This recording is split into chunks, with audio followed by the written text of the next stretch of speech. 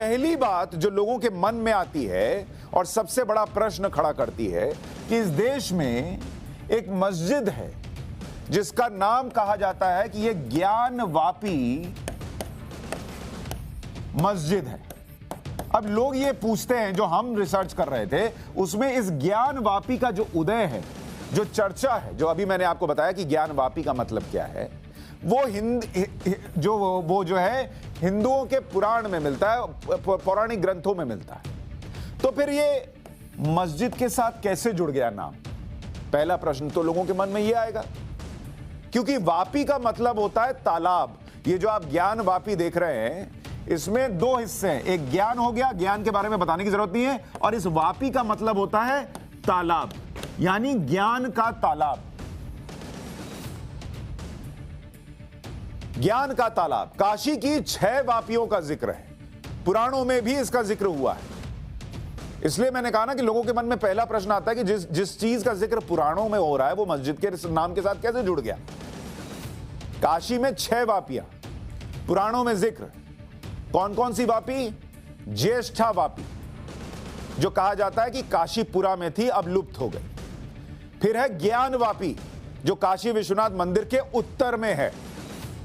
करकोटक वापी, जो नागकुआं के नाम से प्रसिद्ध है। भद्रवापी, जो भद्रकूप मोहल्ले में है।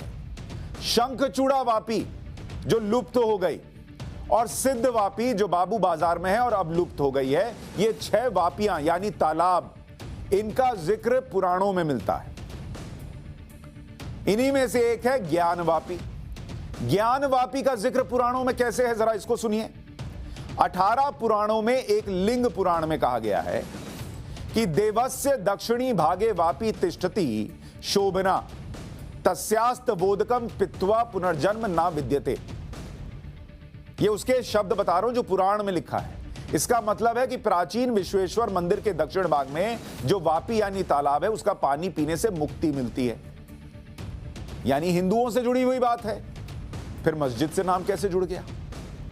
फिर स्कंद पुराण, इसमें कहा गया है कि उपास्य संध्याम ज्ञानोदय यत पापम काल लोपजम क्षणेण तद पाकृत्य ज्ञानवान जायते नरः। इसका मतलब है कि इसके जल से संध्या वंदन करने का भी बड़ा फल है, इससे भी ज्ञान उत्पन्न होता है और पाप से मुक्ति मिलती है। यह भी पुराण में है, यह भी हिंदुओं से जुड़ा हुआ है, तो मस्जिद के साथ नाम कैसे जुड़ गया? प्रश्न लोगों के मन